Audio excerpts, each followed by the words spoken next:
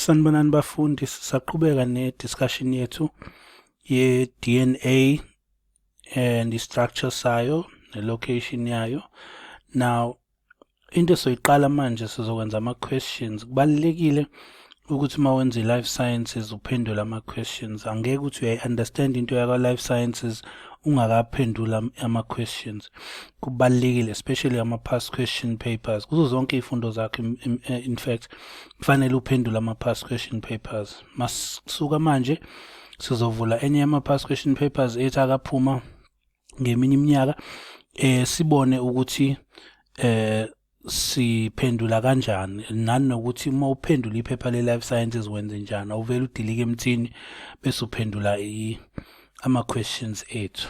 I-question yethu yokuqala sizoyiphendula yama-nucleic acids le. Now, ngaphambi kokuthi siyiphendule le question, into yokuqala kumele uyenze ukuthi ubuke i-diagram yakho, ufunda ama-instructions, u-underline izinto oyibona ukuthi zibalulekile. Masiyibuka le question la ekuqaleni ibhale ukuthi the diagram represents a portion of a nucleic acid. So abasitshelile ukuthi yiphi le nucleic acid. So bese siyaqala thina siyayibuka le nucleic acid, sibone la ukuthi kunama-weak hydrogen bonds. Already sesiyacabanga ukuthi okay, shuthi sibuka i-DNA la sesilinde i-confirmation.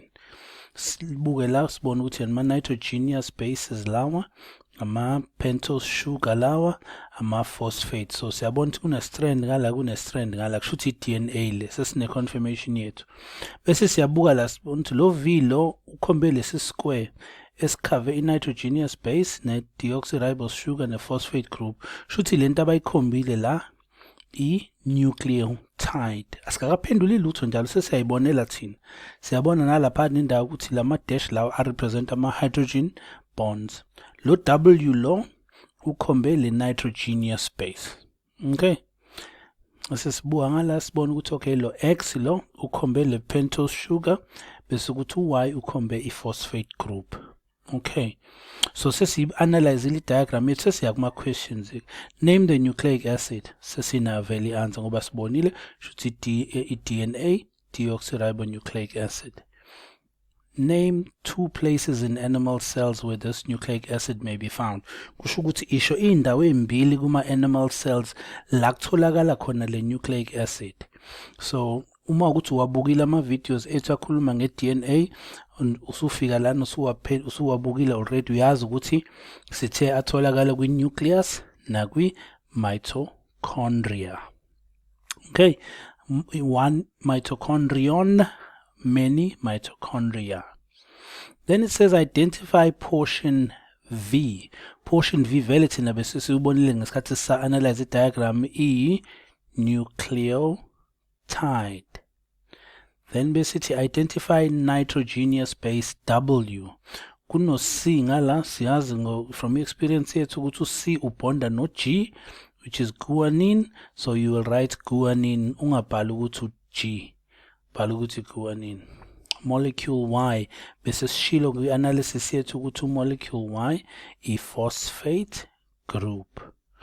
Bond Z bese sishilo kwi-analysis yethu ukuthi ama-weak hydrogen bonds.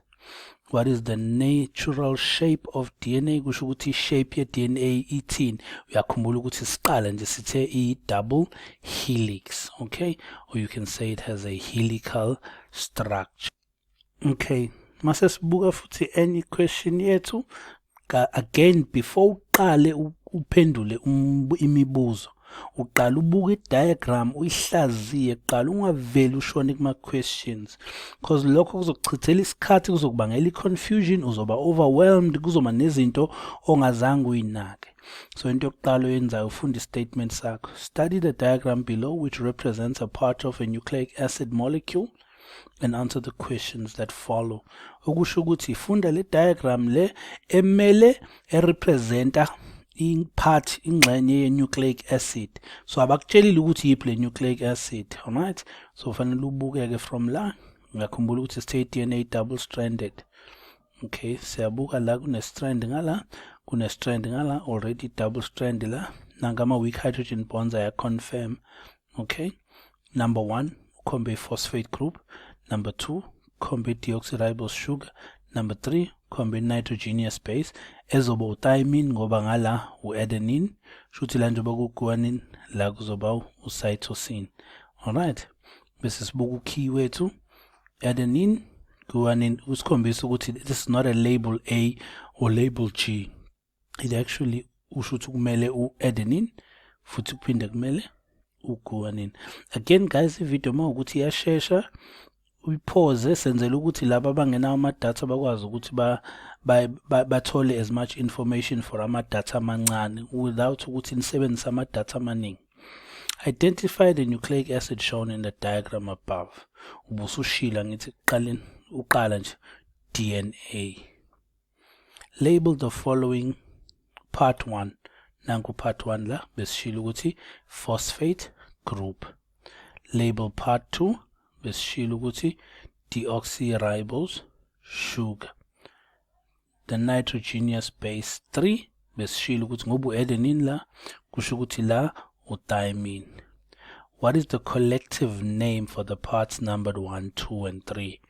Gama elithi collective kusho ukuthi konke ndawonye ku-collected, right? Collective name. So igama la number 1, 2 and 3 ubani?